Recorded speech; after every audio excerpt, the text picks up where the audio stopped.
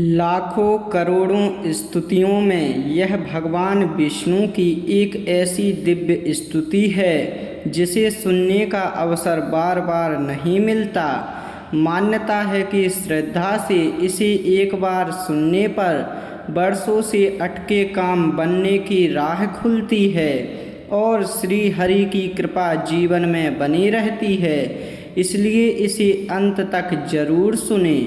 ध्यायेत् सत्यं गुणातीतं गुणत्रयसमन्वितं लोकनाथं त्रिलोकेशं कौस्तुभाभरणं हरिं नीलवर्णं पीतवस्त्रं श्रीवत्सपदभूषितं गोविन्दं गोकुलानन्दं ब्रह्माद्यैरपि पूजितं सत्यनारायणं देवं वन्देऽहं कामिदं प्रभुं लीलया विततं विश्वं येन तस्मै नमो नमः। ध्यायेत् सत्यं गुणातीतं गुणत्रयसमन्वितं लोकनाथं त्रिलोकेशं कौस्तुभाभरणं हरिं नीलवर्णं पीतवस्त्रं श्रीवत्सपदभूषितं गोविन्दं गोकुलानन्दं ब्रह्माद्यैरपि पूजितं सत्यनारायणं देवं वन्देऽहं कामिदं प्रभुं लीलया विततं विश्वं येन तस्मै नमो नमः। ध्यायेत् सत्यं गुणातीतं गुणत्रयसमन्वितं लोकनाथं त्रिलोकेशं कौस्तुभाभरणं हरिं नीलवर्णं पीतवस्त्रं श्रीवत्सपदभूषितं गोविन्दं गोकुलानन्दं ब्रह्माद्यैरपि पूजितं सत्यनारायणं देवं वन्देऽहं कामिदं प्रभुं लीलया विततं विश्वं येन तस्मै नमो नमः। ध्यायेत् सत्यं गुणातीतं गुणत्रयसमन्वितं लोकनाथं त्रिलोकेशं कौस्तुभाभरणं हरिं नीलवर्णं पीतवस्त्रं श्रीवत्सपदभूषितं गोविन्दं गोकुलानन्दं ब्रह्माद्यैरपि पूजितं सत्यनारायणं देवं वन्देऽहं कामिदं प्रभुं लीलया विततं विश्वं येन तस्मै नमो नमः। ध्यायेत् सत्यं गुणातीतं गुणत्रयसमन्वितं लोकनाथं त्रिलोकेशं कौस्तुभाभरणं हरिं नीलवर्णं पीतवस्त्रं श्रीवत्सपदभूषितं गोविन्दं गोकुलानन्दं ब्रह्माद्यैरपि पूजितं सत्यनारायणं देवं वन्देऽहं कामिदं प्रभुं लीलया विततं विश्वं येन तस्मै नमो नमः। ध्यायेत् सत्यं गुणातीतं गुणत्रयसमन्वितं लोकनाथं त्रिलोकेशं कौस्तुभाभरणं हरिं नीलवर्णं पीतवस्त्रं श्रीवत्सपदभूषितं गोविन्दं गोकुलानन्दं ब्रह्माद्यैरपि पूजितं सत्यनारायणं देवं वन्देऽहं कामिदं प्रभुं लीलया विततं विश्वं येन तस्मै नमो नमः। ध्यायेत् सत्यं गुणातीतं गुणत्रयसमन्वितं लोकनाथं त्रिलोकेशं कौस्तुभाभरणं हरिं नीलवर्णं पीतवस्त्रं श्रीवत्सपदभूषितं गोविन्दं गोकुलानन्दं ब्रह्माद्यैरपि पूजितं सत्यनारायणं देवं वन्देऽहं कामिदं प्रभुं लीलया विततं विश्वं येन तस्मै नमो नमः। ध्यायेत् सत्यं गुणातीतं गुणत्रयसमन्वितं लोकनाथं त्रिलोकेशं कौस्तुभाभरणं हरिं नीलवर्णं पीतवस्त्रं श्रीवत्सपदभूषितं गोविन्दं गोकुलानन्दं ब्रह्माद्यैरपि पूजितं सत्यनारायणं देवं वन्देऽहं कामिदं प्रभुं लीलया विततं विश्वं येन तस्मै नमो नमः। ध्यायेत् सत्यं गुणातीतं गुणत्रयसमन्वितं लोकनाथं त्रिलोकेशं कौस्तुभाभरणं हरिं नीलवर्णं पीतवस्त्रं श्रीवत्सपदभूषितं गोविन्दं गोकुलानन्दं ब्रह्माद्यैरपि पूजितं सत्यनारायणं देवं वन्देऽहं कामिदं प्रभुं लीलया विततं विश्वं येन तस्मै नमो नमः। ध्यायेत् सत्यं गुणातीतं गुणत्रयसमन्वितं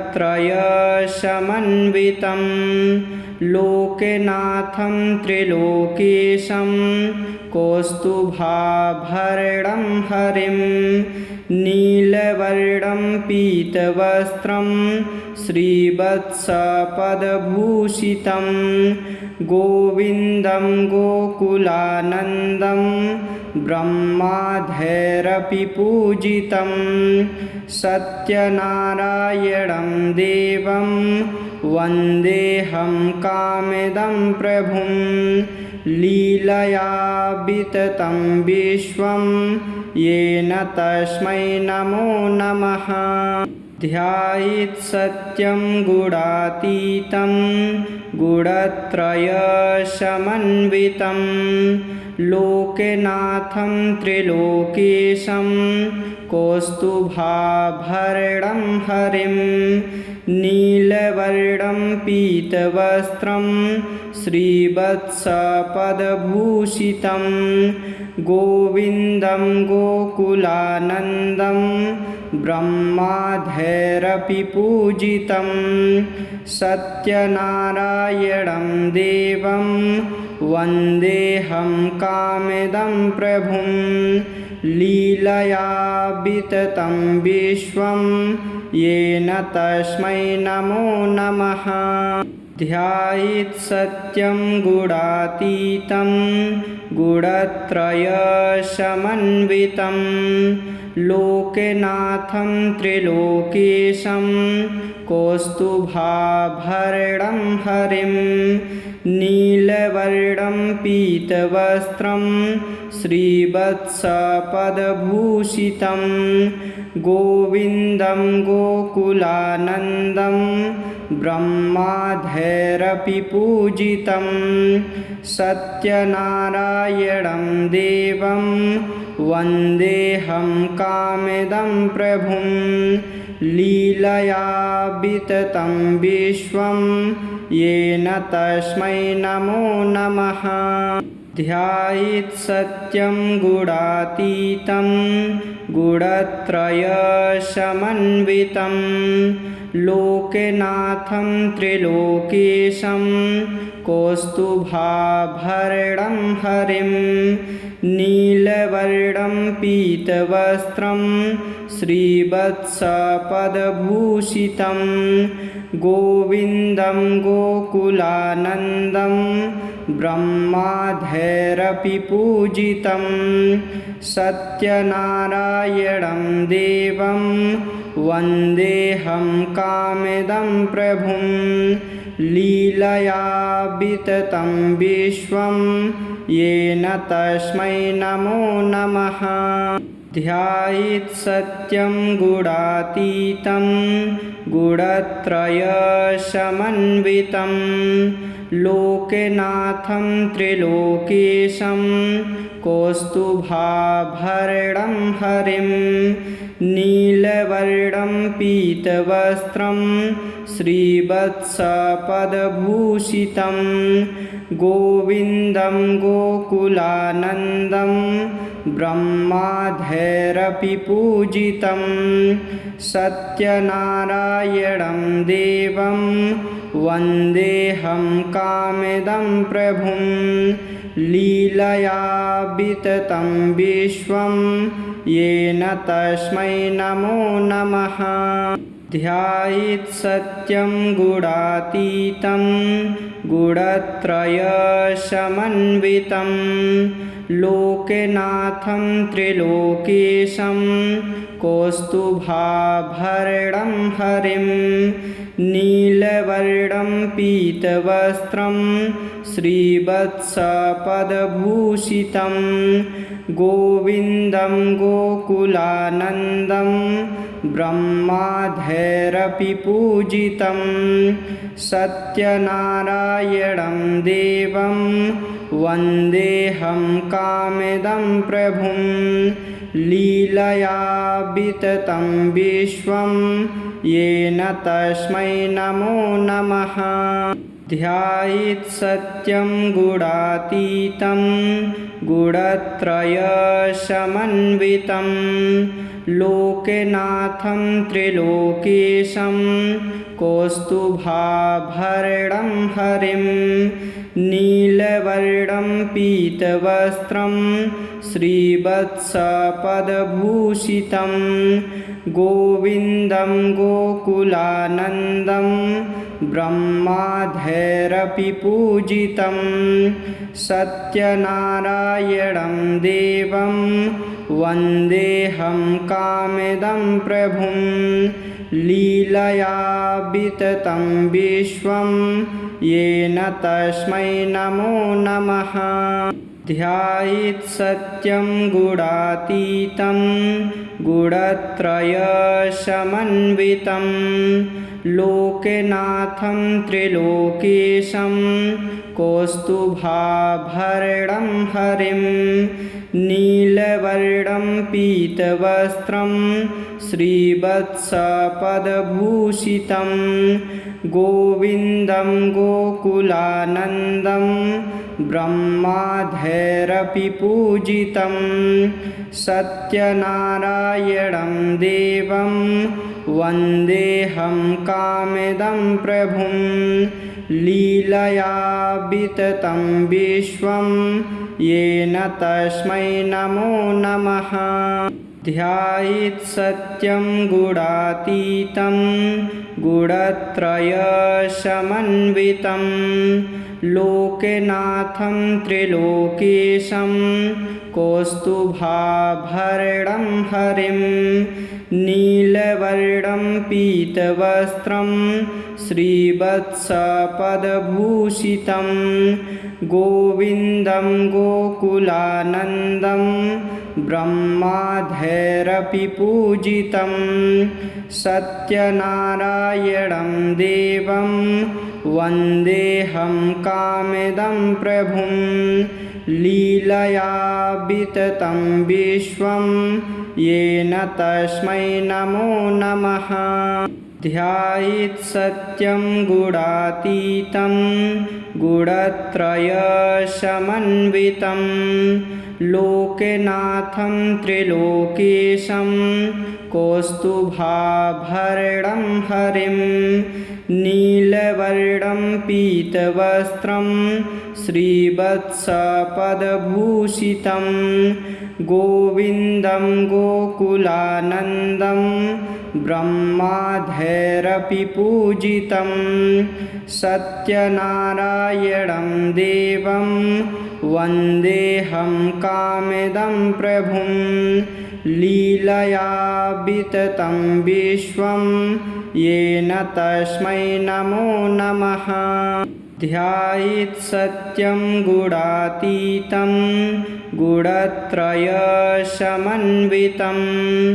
लोकनाथं त्रिलोकेशं कौस्तुभाभरणं हरिं नीलवर्णं पीतवस्त्रं श्रीवत्सपदभूषितं गोविन्दं गोकुलानन्दं ब्रह्माद्यैरपि पूजितं सत्यनारायणं देवं वन्देऽहं कामिदं प्रभुं लीलया विततं विश्वं येन तस्मै नमो नमः। ध्यायेत् सत्यं गुणातीतं गुणत्रयसमन्वितं लोकनाथं त्रिलोकेशं कौस्तुभाभरणं हरिं नीलवर्णं पीतवस्त्रं श्रीवत्सपदभूषितं गोविन्दं गोकुलानन्दं ब्रह्माद्यैरपि पूजितं सत्यनारायणं देवं वन्देऽहं कामिदं प्रभुं लीलया विततं विश्वं येन तस्मै नमो नमः। ध्यायेत् सत्यं गुणातीतं गुणत्रयसमन्वितं लोकनाथं त्रिलोकेशं कौस्तुभाभरणं हरिं नीलवर्णं पीतवस्त्रं श्रीवत्सपदभूषितं गोविन्दं गोकुलानन्दं ब्रह्माद्यैरपि पूजितं सत्यनारायणं देवं वन्देऽहं कामिदं प्रभुं लीलया विततं विश्वं येन तस्मै नमो नमः।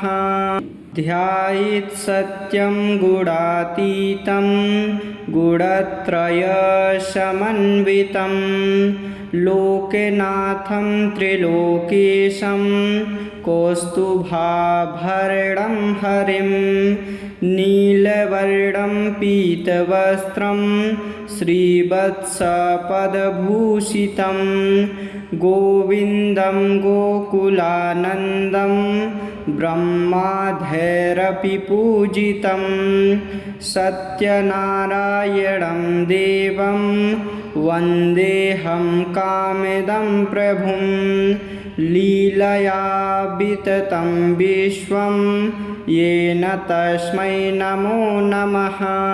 ध्यायेत् सत्यं गुणातीतं गुणत्रयसमन्वितं